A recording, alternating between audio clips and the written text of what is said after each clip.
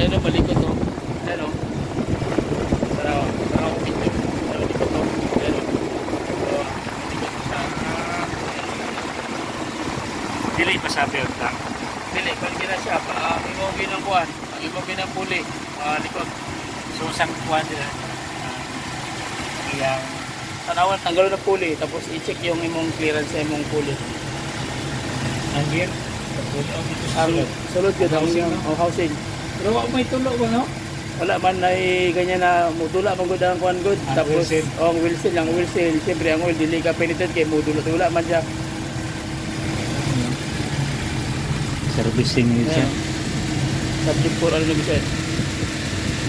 Likot to. May basa gani oh. Ano mo, hindi siya pantay, di ba? Dapat pantay siya eh.